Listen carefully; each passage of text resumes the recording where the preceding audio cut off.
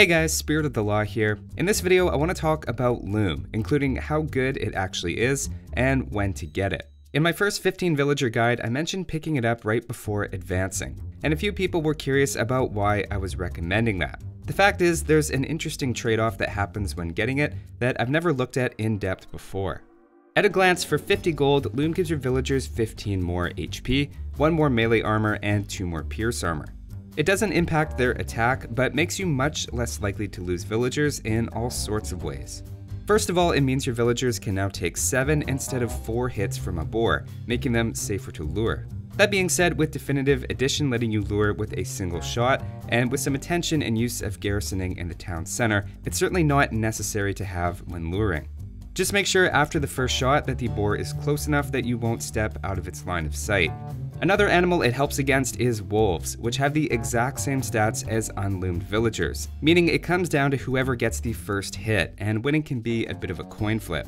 After Loom though, they can consistently kill 2 wolves in a row, assuming it's on level ground. Right away, that means Loom is essential if you're planning to send villagers forward at all. In terms of early enemy harassment, it's also an amazing technology. A Dark Age scout can kill an unloomed villager in 9 hits, but after Loom that jumps to 20, which is enough that a single loomed villager can win that fight. Eagle scouts are a bit stronger, but even still they do better in that fight as well. Now scouts automatically get +2 attack when you reach feudal age, and in that case these scouts win the engagement, but even then Loom has a noticeable effect. In a similar way, spears are a slight threat to unloomed villagers, but are actually a bit pathetic against loomed villagers, which is partly why they're primarily used as a cavalry counter and are uncommon to see as a raiding unit. Against militia, another very early rushing unit, against an unloomed villager, a militia has about half of its HP left. After Loom, the 2 units are now evenly matched. Men-at-Arms, of course, do much better than militia overall, and is a fight you want to avoid with your villagers, but it's still a noticeable difference how long they'll survive with and without Loom. The largest impact, though, is against ranged units. Against archers with fletching, unloomed villagers can take 5 shots, whereas with Loom, they can take 14.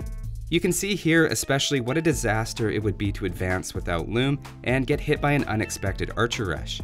Even skirmishers, though not a super common unit to rush with these days, have a dramatic difference in their effectiveness, going from 9 shots without Loom to kill a villager to 40. Essentially, once you have Loom, skirmishers are more of an annoyance than anything, whereas previously they represented a serious threat. Now, a villager gathers around 20 resources a minute as a general rule, so losing a villager is a big loss to your economy. On the face of it, it's a great investment at 50 gold. On the off chance it saves even 1 villager, that cost immediately makes it worth it. In general, melee units do about double the damage against unloomed villagers, and why let your opponent use units that are twice as strong if you don't have to? The only times in feudal age it makes sense not to have Loom would be on a map like Islands or Arena, where you're very confident you can't be rushed by those units.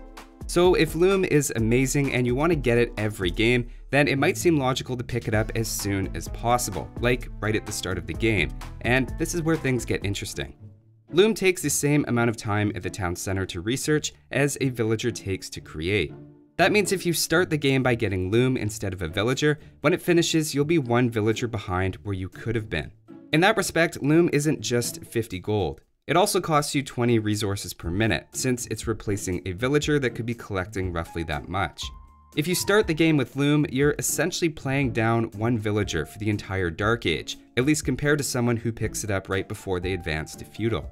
With a quick 22 villager Dark Age build, that difference would be in the ballpark of 150 resources that you're missing out on, and for a slower 26 villager Dark Age, an early Loom could put you back almost 200. Yikes. That's roughly on par with the Japanese cheaper camp bonus, which is one of the strongest wood bonuses in the early game. Even picking it up before you lure a boar has a bigger negative impact than you might think. In a typical Dark Age with 4 on wood, if you're following my 15 villager guide, you would be luring a boar with the 11th villager. If you wanted to be safe and pick up Loom before that lure, as is sometimes recommended, you'd be looking at being down about 100 resources in total compared to someone who delayed Loom until just before advancing to feudal. That's about enough to offset the Mayans' 15% cheaper buildings discount in Dark Age. Now while I'm comparing it to wood bonuses, it doesn't have to be extra wood you're missing out on. Think about how big an extra 100 food can be when trying to advance quickly. It's slightly misleading, but according to the numbers, picking up Loom after your 10th villager has roughly the same effect on your Dark Age economy as losing your 11th villager during the lure. Both mean having one less population for most of Dark Age, though technically in the long run, losing a villager is worse, since you'll eventually get Loom and after that you'll be one villager down. The point is though, getting Loom in early Dark Age should only happen in a situation where you think there's a very good chance you'll lose a villager otherwise. For example, maybe you're very new to luring and just learning how to do it. Another example is even if you do have some experience, there are some especially dangerous lures, like if the boar is on a large hill or behind some trees. There are cases where you can justify getting it early, but just be aware there's a significant cost to doing so. And again, it's a setback of about 100 resources heading into feudal age. Now there are a few more exceptions to all of this regardless of your skill level. For example, Chinese start with no food and 3 extra villagers, so there's not a lot you can immediately do with your town center. In that case, once you task your villagers to collect food, you can pick up Loom. 6 villagers on sheep gather 50 food in about the same time that Loom takes to finish, so it shouldn't end up delaying your villagers at all. Similarly, Mayans also start with an extra villager, meaning you're at your maximum housing capacity at the start of the game, and might as well pick up Loom while you build at least one house. Now I've talked about some maps where it's common to delay Loom, but there are certain maps where you'll get it early as well, like Black Forest. The fact that you frequently go forward to wall in Dark Age and the risk of animals or enemy scouts is high enough to be a concern, picking up Loom early is pretty common and makes sense. Even for Magyar villagers who can one-shot wolves, it's not a bad idea just in case they come across an enemy scout. Another gray zone is when it comes to elephants and rhinos, which deal damage faster to your villagers and make what should be routine lures a lot more stressful. Depending on your skill level and how often you lose villagers, you might be able to justify Loom in that case. And finally, if you do find yourself housed at any point, remember that a house takes 25 seconds for one villager to build, or 19 seconds for 2 villagers. While that's happening, you can't make villagers anyway, so you might as well pick up Loom. So those are the numbers behind Loom and the common exceptions.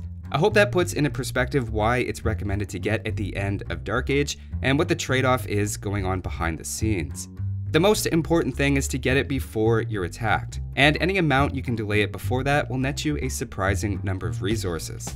That's all for this one though. Thanks for watching guys, and I'll see you next time.